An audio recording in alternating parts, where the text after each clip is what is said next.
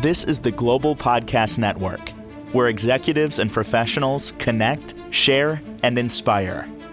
Stay tuned for the conversations that drive success.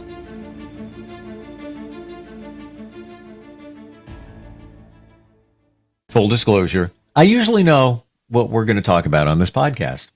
Yeah, sometimes we plan it out, sometimes it's last minute, but it's always with her impactful.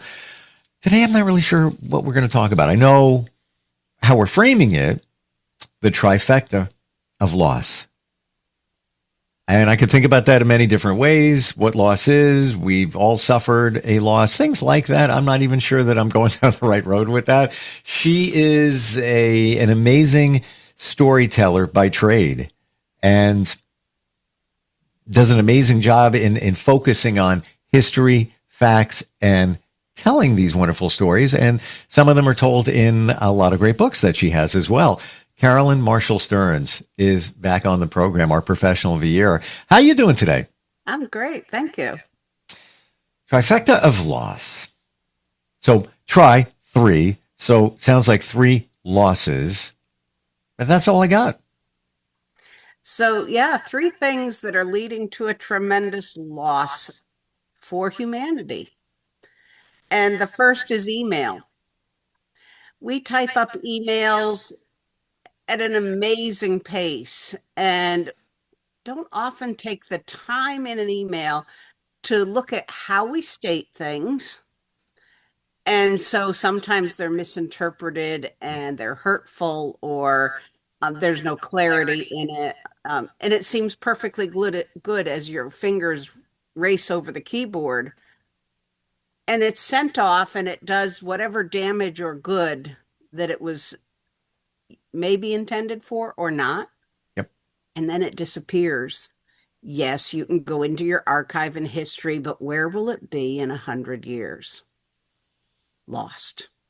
The other part of that equation is the trend toward downsizing, and which is often age related. As we age, we know we've got a lot of stuff that we've accumulated to deal with. So let's just clean it out. And the other one is the trend to declutter. A house of clutter and this aesthetic of being very simple and austere almost and bright. So we get rid of things. And one of the things we're getting rid of and have lost is handwritten letters. Yep. I spend so much time researching through handwritten letters. And the process of writing a letter slowly with pen or pencil makes you think about the words you choose. It gives you time to say, is this how it should be framed and presented? Because our mind and our hand are connected better than they are on the keyboard where they fly. The actual making of the letters. And then those letters are sent off through the postal system and have always been saved. You know, a bundle of love letters tied with a silky ribbon, things. Well, I have collections of letters. I love old letters. I challenge all the listeners to write a handwritten letter to someone, family member. Tell them about a story you were thinking of. Challenge you to see if it feels different to you. And then later, ask people, what'd you do with that letter? Did they toss it, or did they save it and read it over and over a few times, or pass it around the family, read it aloud? Because we treat a handwritten thing that comes in the mailbox that's not an advertisement or a bill with so much respect nowadays because they're rare and they used to be every day. So many thoughts here, Carolyn. First off, and I'm going to go in many different directions, but there's validation in everything here. We're currently, if you believe, you subscribe to astrology, in a Mercury retrograde. It started yesterday. There's 3 of them a year. They last for 3 weeks. Google it. Why am I bringing it up? Because one of the main things about the Mercury retrograde is communication gets wonky. Things you say, things you text, things you send during this period, many believe that the message gets messed up. Technology gets kind of crazy at the same time. If you rely on email, you might have some challenges. Text, you might have some challenges. I just got a call from somebody, potential client. I have a small business, and they said, "Yeah, I emailed you." I'm like, "Oh, I didn't see it." So now I tested my email on my website. Well, it's always working, no problem. Not working. Well, now I can't get it, so now I got to fix it. So, coincidence that it's during this period? Maybe, maybe not. And scientifically proven, the mind-hand connection that you refer to, it's all there. You explained it beautifully, how we are making a connection to our hand when we write something. Even if you journal something to yourself, don't do it by typing it. If you got to get a thought down or whatever, it might be okay. But if you journal on a regular basis and you share your thoughts with yourself, always handwrite them. And one other thing I want to add here about the writing of the letter. Some suggest to write a letter to somebody that maybe had some challenge in your life. You didn't say certain things. Could be a letter to your mom, your dad. Maybe they're not here. Yourself. You don't have to send it. You put it away somewhere or symbolically burn it. Send it to the universe. But write a letter. There's so much there. And you're right. It's got lost. Like we don't do it anymore. And it's such a shame, too.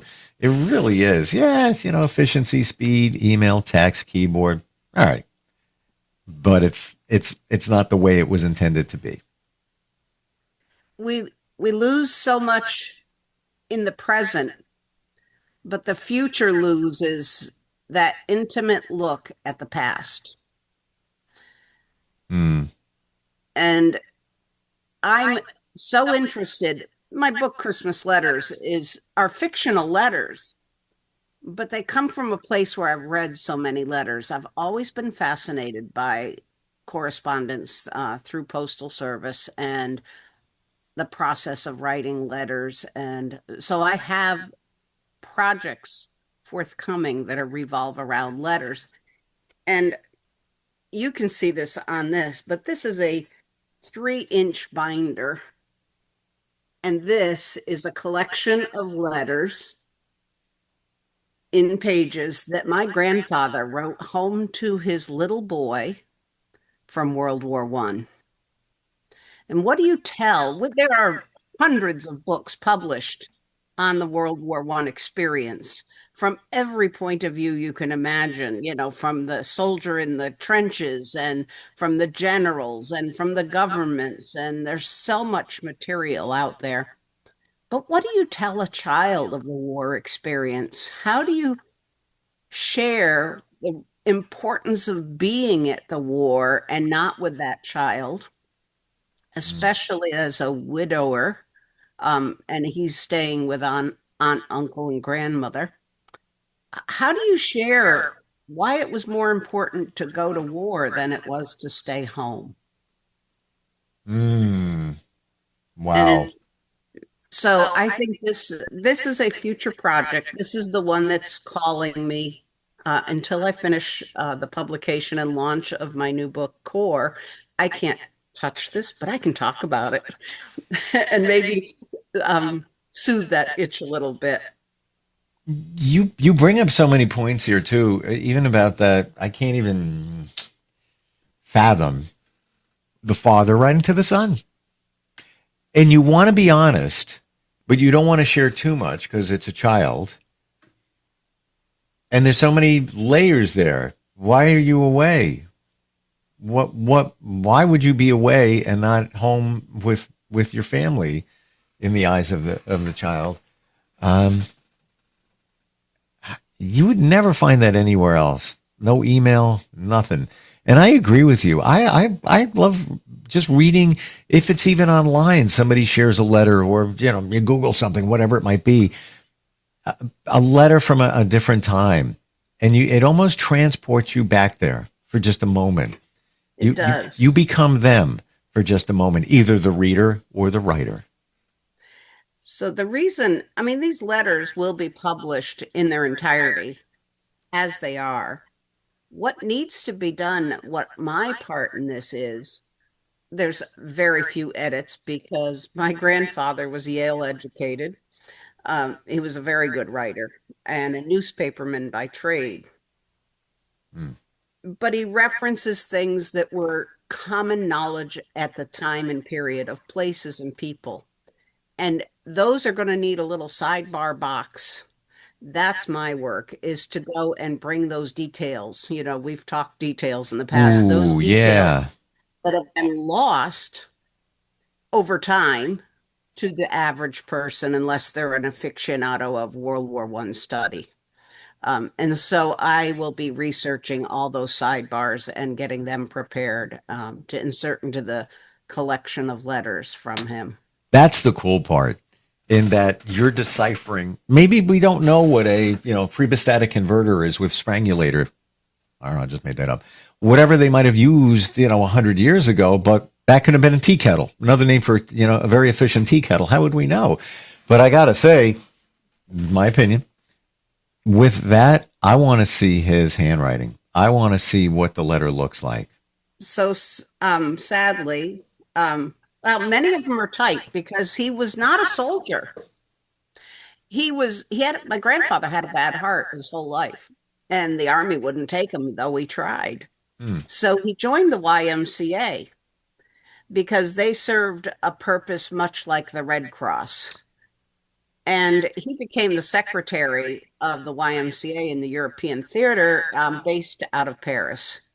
Hmm. And after the victory, he was sent to the Holy Land because the troops coming out of North Africa were staging there until they had enough for a whole ship full to go home. And so he was there. So he had access to a typewriter. I think that was his most common traveling companion. And as a newsman, and I don't have the originals. They were lost in a flood, but thank goodness my mom had made copies and put them in the binder. Wow. That was upstairs, and the originals were in a box in the basement that flooded. So I'm going to give him pass on that and that concept, because back then, typing was different than it is now. Different way of life. Slow.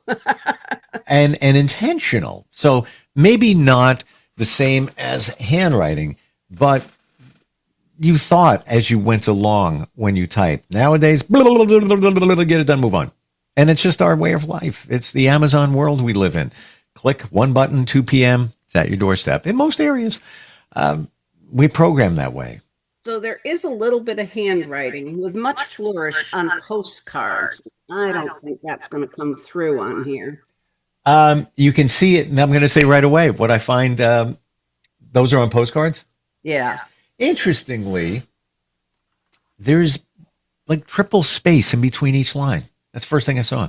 Yeah, he didn't cram because he wouldn't have room for his flourishes. But the flourishes are all part of it. Yeah, it's so much him.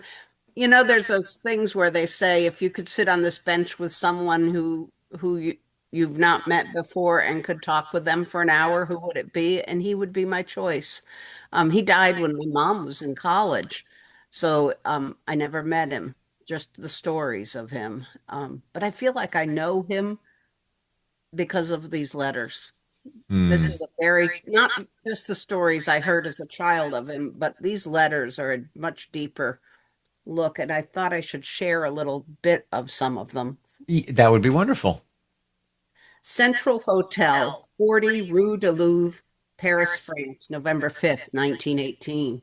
Oof. Dearest James, your daddy is now learning to enjoy wearing a gas mask and steel helmet and expects in a few days to go up and take charge of a hut near the trenches where there is fighting. Twice a day I go to school where they teach us how to wear the gas mask and go with it into places where there is bad air that isn't nice to breathe unless you suck it in through a pipe that is filled with things that only let good air and keep the bad from coming in too. Whoa. Yeah. He gets very descriptive in explaining it. Of course, he's explaining it to a child, but it would be, you'd explain it back then, you'd explain it to an adult pretty much in the same fashion. Why? How does this thing work? We've seen that on TV. We've seen that in movies. I saw it last night. I was watching the show Landman, and as I learned, there was when they extract oil from the ground, there's a gas that can build up in old tanks, and it will take you out like that. People just dropped, and they put on masks. So we're used to that now in our media, but 1918, you'd be like, yeah, I got to wear a gas mask. What are you talking about? And he explains it beautifully in detail. Wow. This is from Paris, May 14th of 1919. And he addresses many of the family members there. A most wonderful thing has befallen me.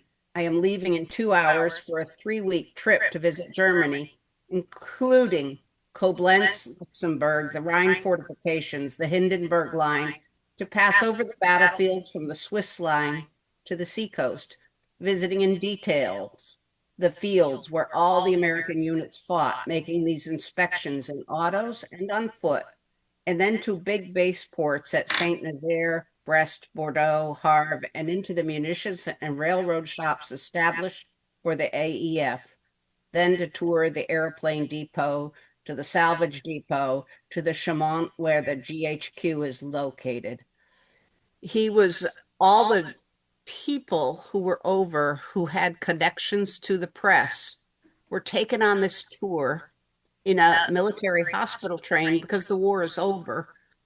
And the general of the battle of that day and field will describe the action that took place there. This is putting truth in the press, that they were taken to the actual spots. Now go home and write about this. This is how it really, really was. And you're hearing it firsthand. Unbelievable. And I say this, you think you got troubles today? Picture that. Yeah. And it wasn't, hey, I'm going to go to Paris. I'm going to fly in a plane. It's going to be great. They're going to serve me meals. It's going to be wonderful. Going on vacation. I'll get to see the Louvre. I'll get to see, the tower. That's not what we're talking about. Oh, my gosh. The most poignant line in this collection of letters for me was him telling his son, who was 7 when he left and 9 when he returned, that I met a little boy today just your age, only he doesn't have enough to eat. Wow. That speaks volumes. Carolyn, I have an affinity for that time period, like the 1860s up to like 1920-ish, around there. I don't know why. Why? What was it about that period that stands out?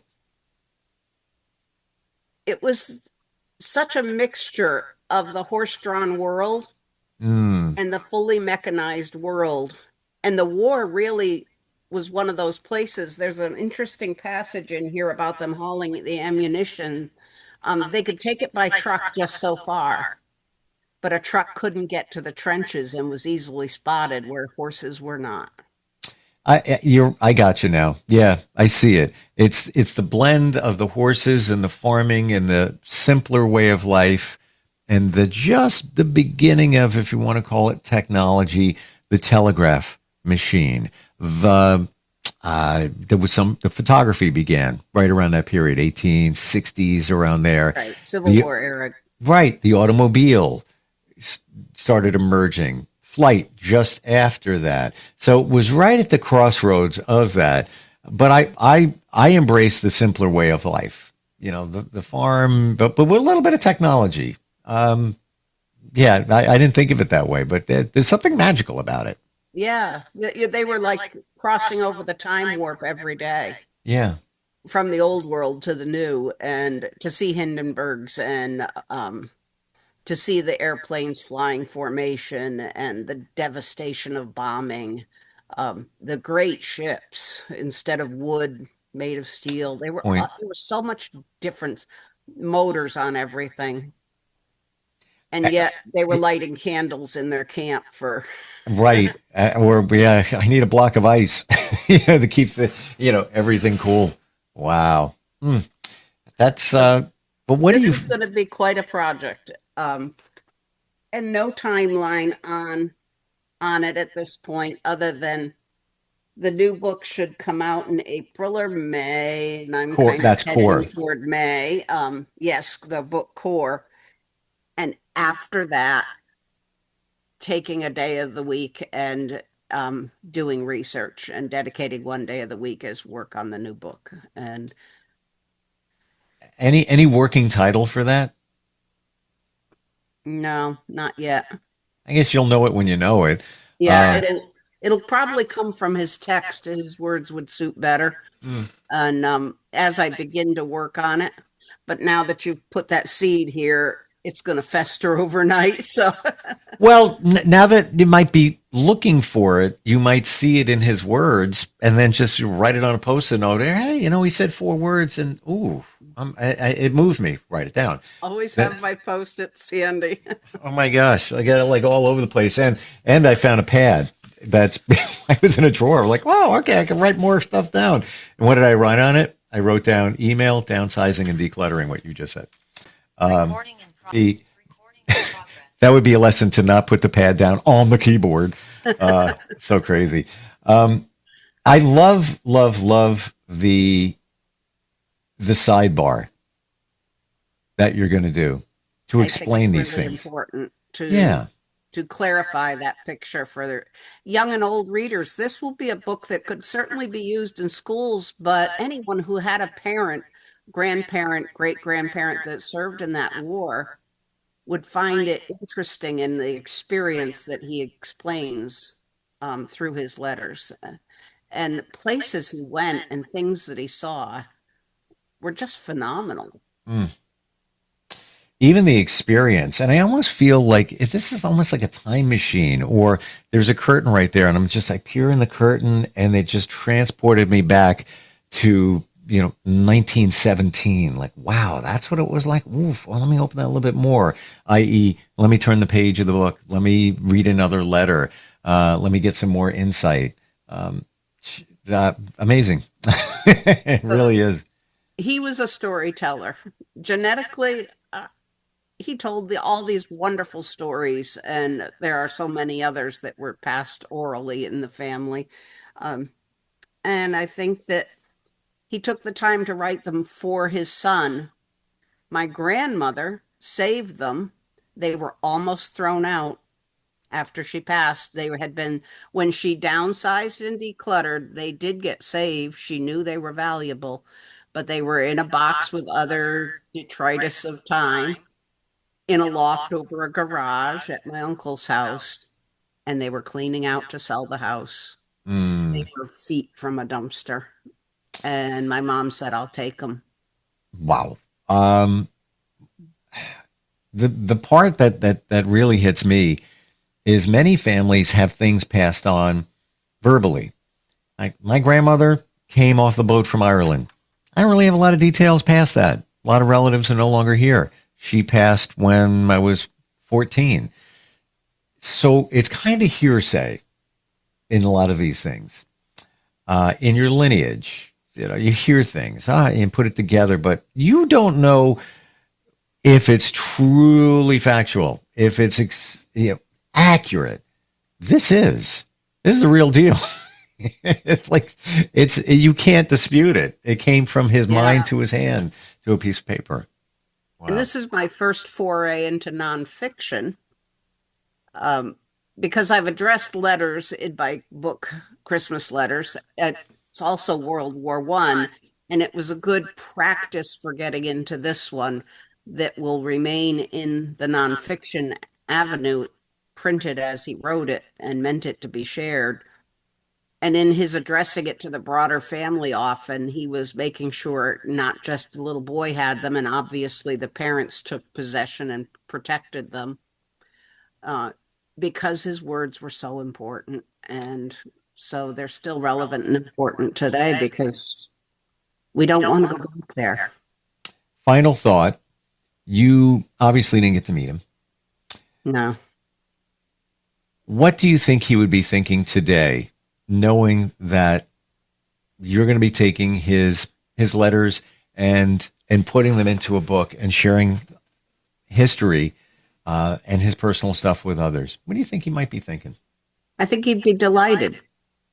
He was managing editor of one of Connecticut's leading newspaper, and he was also a news broadcaster for a radio station here in Connecticut. Wow. When did he And a public pass? speaker. When did he pass? Roughly.